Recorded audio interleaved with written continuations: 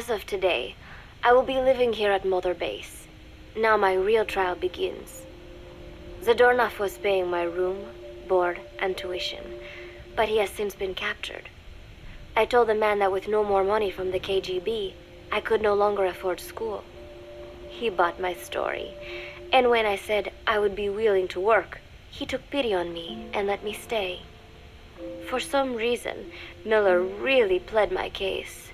That was helpful, but the man is still a fool. His men are no better. They think their training makes them strong, but that kind of strength is nothing in the face of true power. And better yet, they wait on me hand and foot, believing I am just a schoolgirl.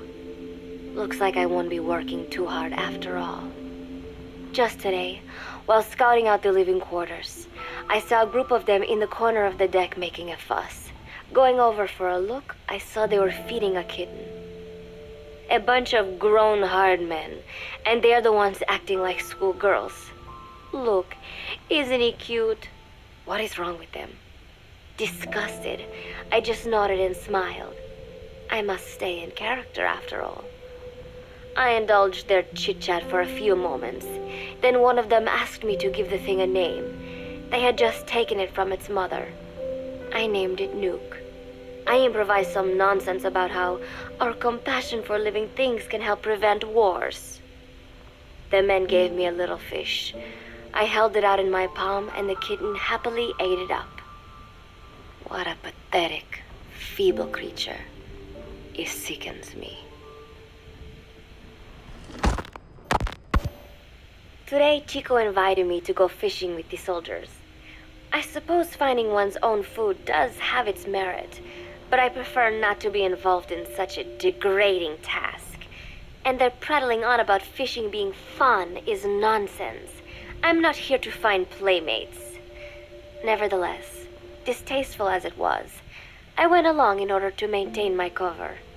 Chico thrust a fishing pole into my hands, and we went up onto the deck where several soldiers had gathered. They welcomed us warmly. With so few women aboard Mother Base, I'm treated like a princess. No one suspects I am neither a teenager nor a student. It was nice and sunny, with a gentle breeze and waves.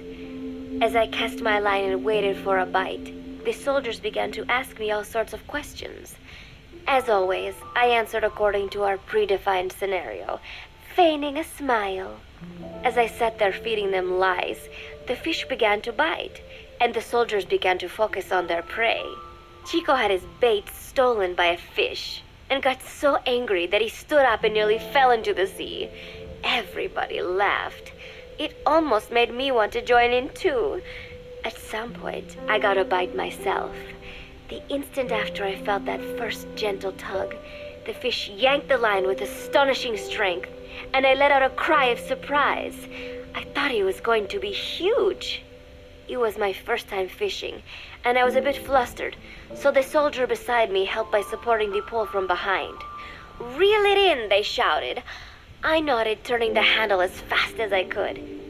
I wondered what kind of fish lived below the surface, and thought back to the deep sea dives I had to do as part of training. Those were difficult days, but I remember finding the multicolored fish gliding through the water incredibly soothing. After a hard fight, I pulled it up.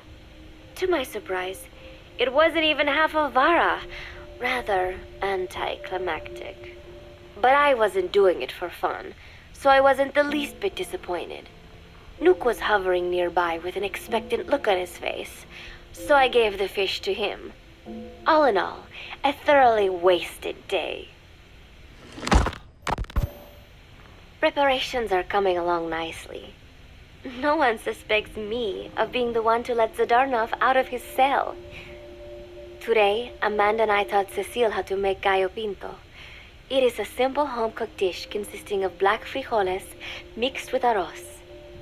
It is well known throughout Central America, not just in Costa Rica, so it is no surprise that a Nica like Amanda would be good at making it.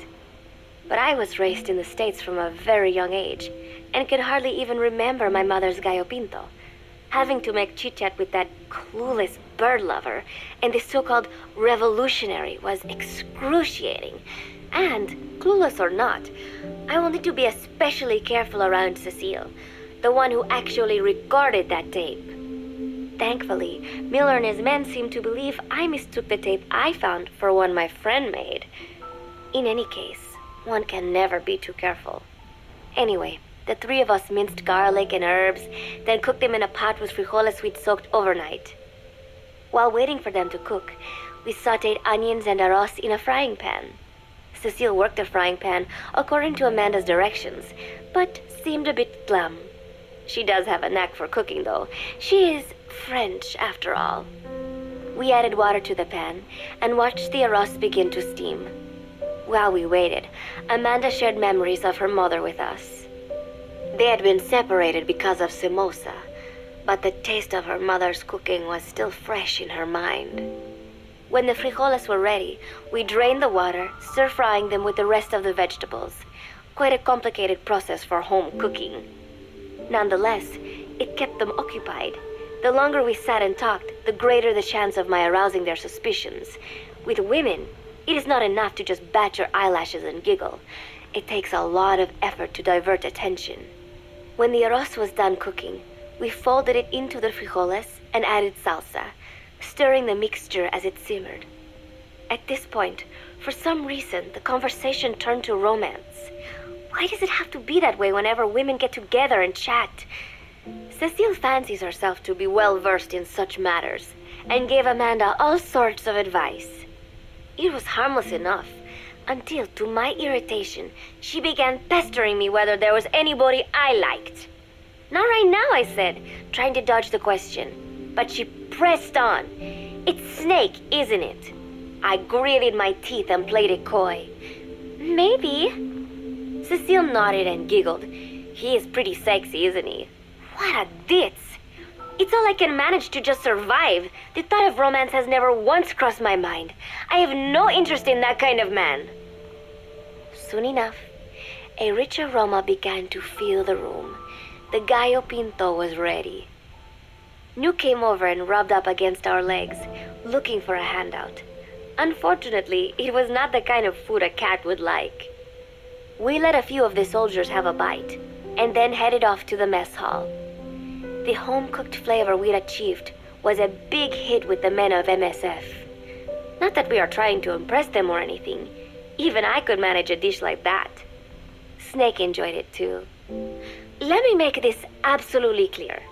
I have no interest in that man. Football, or soccer as it is known in the States, is extremely popular here. It has not caught on yet in the US, but it has legions of rabid fans all across Latin America. These fans can get so rowdy that it is commonly believed El Salvador and Honduras went to war in 1969 over scuffles in a soccer match. In reality, tensions between the two countries were already high. The match was merely one of the sparks that set them off. But these people are so passionate about this sport that the story seems plausible. Predictably, many of the soldiers here are fans. They have apparently divided themselves into Costa Rican and Nicaraguan teams and started playing each other. To play, you need a ball and 2 goals. The R&D team built and set up simple goals on the deck. I had absolutely no interest, but Chico insisted that I come and watch. It was not a proper match by any means. The pitch was not even regulation size, but the players and spectators alike got pretty excited. They banged empty cans and shouted cheers through the handmade megaphones. It almost felt like carnival. Huey, the referee, blew a whistle to start the match. The soldiers' training has left them in excellent physical shape, but they lacked the honed skills of professionals and their play was quite rough. Midway through, one of the men collided with another. They started shouting at one another, but Huey stepped in. I thought we had forsaken our countries, become one with the earth, he said, quoting Snake. We are not competing for national pride here, and we are not fighting for the good of any one country. This is not a war. Soccer is a peaceful sport, am I right? The soldiers nodded. They know the pain of war, and they share Snake's vision. Perhaps that is why all this resonates with them. Team Costa Rica was down a man, and somehow I was picked to fill in. Costa Rica had the advantage up until that point. I suppose Huey wanted to keep it balanced. The soldiers agreed with Huey's call. Maybe the Costa Rican players felt an even matchup would be more fun too. I could not be bothered to run at first, but chasing the ball out there in the hot sun, I was soon drenched in sweat. Before long, I found myself actively seeking out the ball, partially out of desperation. I picked up a loose ball deep on the opponent's side of the field. Even though he's Nicaraguan, Chico cheered me on, yelling, "Go for it, shoot!" I launched the ball as hard as I could, only to have it blocked by the keeper. Disappointment only increased my determination. In the end, I didn't score a single goal, and Costa Rica gave up its lead. It was really close, though. We congratulated each other on a good match and sprawled out in the shade on the deck, exhausted. The ocean breeze felt so nice on my sun-soaked body. Nuke came over. It is one of his favorite spots, and stretched out next to me. And together, we watched fluffy white clouds drift lazily across the clear blue sky. It was lovely out today, so I decided to sun myself in a lounge chair up on the deck when Strangelove came up to me. Despite the heat, she was in her usual long sleeves and pants. I waved at her. She looked away and mumbled, "Hello there. Fancy meeting you here." I asked if she needed anything, feeling her eyes creeping up and down my body like she was savoring it. Finally, she swallowed and said, "You have such beautiful skin." Bewildered, I shook my head and said, "No, not at all. I had heard rumors that she was a lesbian, but she couldn't be after me, could she?" She continued to stare and said, "No, it is beautiful, but you must not let yourself get so tanned." And then she took my hand in hers. "What is wrong with a little sun?" I asked, trying to cut the conversation short. But she shook her head violently. "No, you mustn't. A young lady should take better care of her skin." She was acting strangely now, as if aroused. She lectured me on the perils of tanning, how it ages skin, causing wrinkles and spots, and in the worst cases, even skin cancer. I knew already that tanning could cause spots, but I thought only pale-skinned Anglo-Saxons had to deal with that. Having a scientist tell me it causes aging, though, that spooked me a little. If I am to keep playing the teenager, I will have to start paying more attention to my skin. Sensing my anxiety, she took a small tube from her pocket. She said it was the sunscreen she always used. She told me to keep it. I didn't know what to say. I was more than happy to take it, but exactly what were her intentions? Was she merely being nice? Or is she really into me? Either way, there was no reason to refuse, I suppose. I have undergone training. An out-of-shape woman does not pose any real threat to me. Having power means not being afraid. It is the same on a global scale. A country with nukes can dictate terms to a country without them. I thanked her and took the tube. Then she offered to put some on for me. She squirted some lotion onto her fingers and began rolling it into my chest. It happened so suddenly, and I was so taken aback that I did not even think to protest. She caressed my stomach with her long white fingers, then slid them upwards between my bikini-clad breasts. "What? Wait," I sputtered as her moist eyes met mine. She was beautiful. Somehow, I found myself captivated by this woman more than 10 years my elder. "Hold still," she whispered in my ear. I nodded silently, unable to refuse. My body went limp, motionless, as if in a trance. Gently, carefully, she rubbed the lotion all over my entire body. I shouldn't have enjoyed it, and yet I could not help myself. For a moment, I was spellbound. That woman is dangerous. I had better watch myself. Protecting one's health is an important part of any agent's job. But despite my best efforts, I have caught a cold. Now that I think about it, Mother Base's numbers are on the rise, with soldiers coming from all different places and backgrounds. It is no wonder then that sooner or later someone would bring in a virus. That said, what I have got is just a common cold. The medical team said I'd need a few days rest, so I've been restricted to my room and put on bed rest. I thought I'd gotten used to not having anyone around to relate to, but at times like these, being alone is just miserable. All I could do is lay there and stroke Nook's back, trying to take my mind off how bad I felt. Nook just sat there, not making a sound. But I did have visitors. Amanda and Chico, Huey, Cecile, Miller, and a few of the soldiers I've become relatively close to. Amanda made me a soup with herbs she said were good for a cold. Miller told me to take it easy. I will sing you a lullaby, he said, then broke out a guitar and sang some incomprehensible song in Japanese. I did not need to understand the lyrics to know he is an awful singer. Then he said, "You know what is good for a cold? Suppositories. Here, I'll show you." He began to take off his pants, so I threw my tissue box at him to make him go away.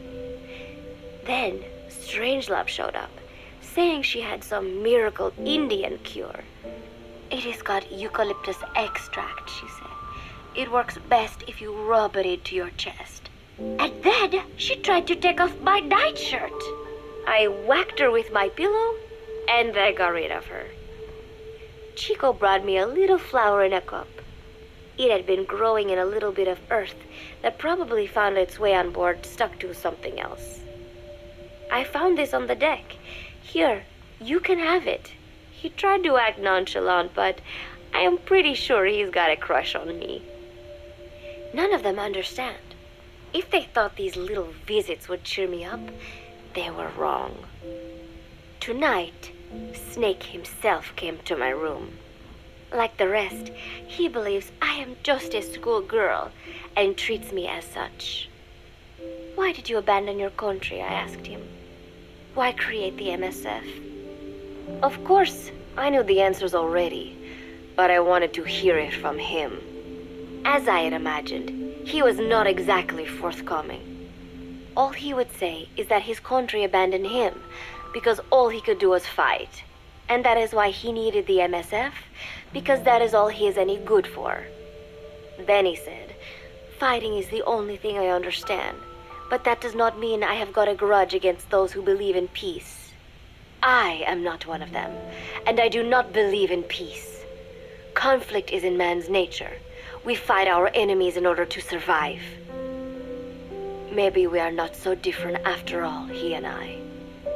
But that is exactly why I'm going to have to kill him, or else he will have to kill me. When I stop and think about this wretched existence, being killed by a man like that suddenly does not seem like such a bad thing. Every month, Mother Base throws a party for all the soldiers whose birthdays fall in that month. There is something strange about a military organization having parties. Really though, it is just an excuse to drink and make noise. It is not easy to get alcohol on a fortress in the middle of the ocean. Most days they are training from dawn till dusk. They do not have time for things like drinking. That is why Snake and Miller came up with the idea to give everyone a chance to let loose. Obviously, a bunch of bores like that are not going to bother with blowing out candles on a cake. Rather, they sit there in a cloud of cigarette smoke, drink beer, eat meat, tell tasteless jokes, and swap crude insults about one another's hometowns. But it hardly ever breaks out into something serious. They talk up a storm, but they're just having fun. It is funny. You have got members of FSLN rubbing shoulders with the UCLAs, people who once would have considered the other mortal enemies. I wonder if that is what makes Big Boss so popular. In leaving their countries behind, they leave their hatred for other countries too. Miller seemed a little protective of me. Hope they're not being too crude, he said. But soon enough, he too was drunk. He yelled, "Come here and take a look at the real Kazuhira Miller," then dropped his pants and mooned everybody. The other soldiers burst out laughing. I have never seen such a crude, ridiculous party before. And yet, all these people, laughing and acting the fool.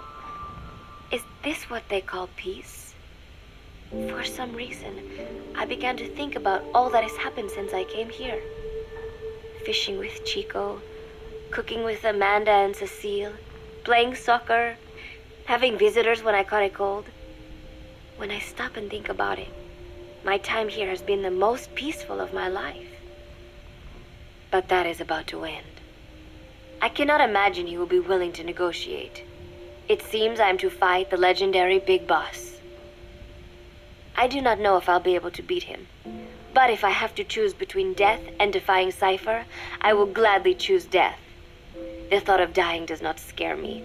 But if I disobey my orders, the fear and despair awaiting me will be far worse than anything I can imagine. It was Cypher who took me in as an orphan, gave me food and a place to live. His orders may have been unreasonable, but I will never repay my debt entirely. It seems I have no choice. I must fight this man. I must fight Snake.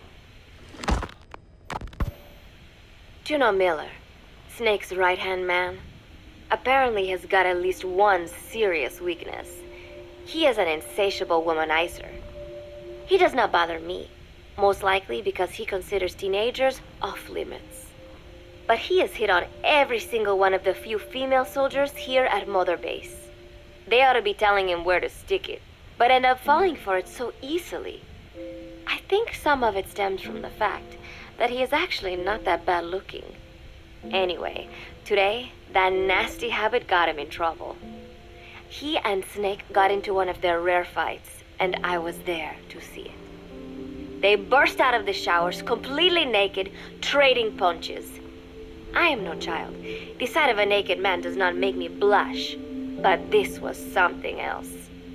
"Maybe this'll teach you," Snake yelled as he slammed his fists into Miller's chest.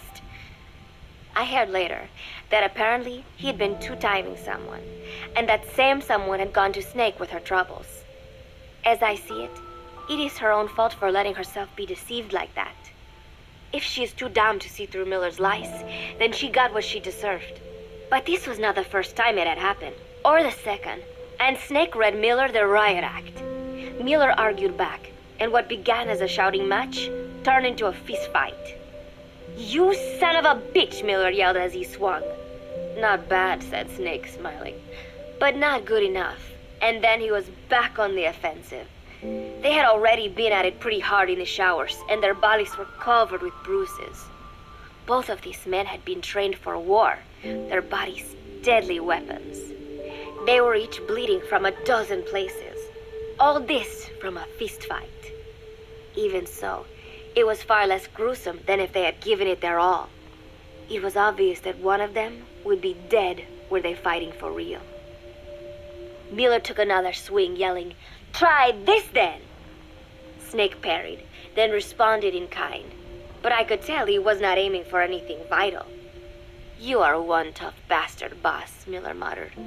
A smile crept across his face as he caught his breath. And then they went right on fighting.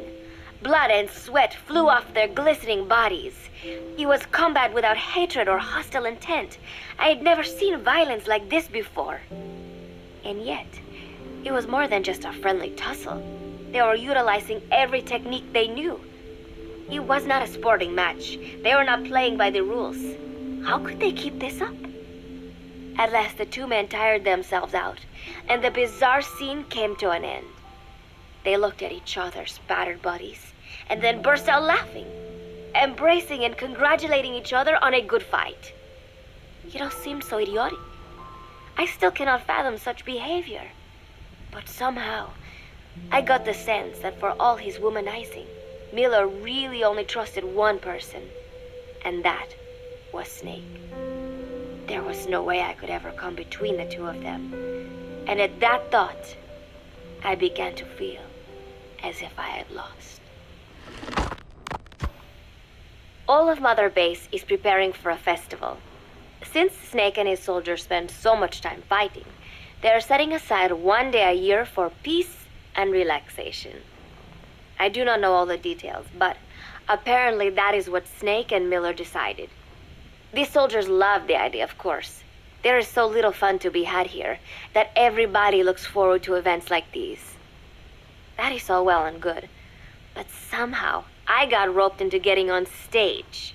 Come on, we even both have peace in our name, said Miller. And Zadarnov, that old Ruski's name, has something to do with peace too, right? Hey, as long as we're having a day of peace, we ought to get an act together. The Three-Piece Band. I thought he was joking. He then proceeded to share his idea without bothering to check with me.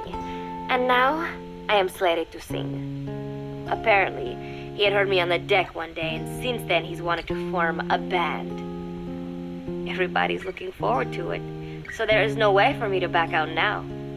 I have never done anything like this, but it does feel kind of nice to know that people are looking forward to it. I mean, it cannot be any worse than Miller's singing, but modifications to Zeke are already finalized, and I must complete my mission. Betray Cypher now, and I will face a fate far worse than death. Still, there's no need to put things in motion just yet. What difference would it make to just wait a little while longer? A whole day of peace. The mission can wait until after that. Can it not? I know I am only delaying the inevitable. When the day comes, one of us will have to die. Snake or me. But still, if I could just come up with some way to stall Cypher, at least until our day of peace. When did I start having thoughts like this?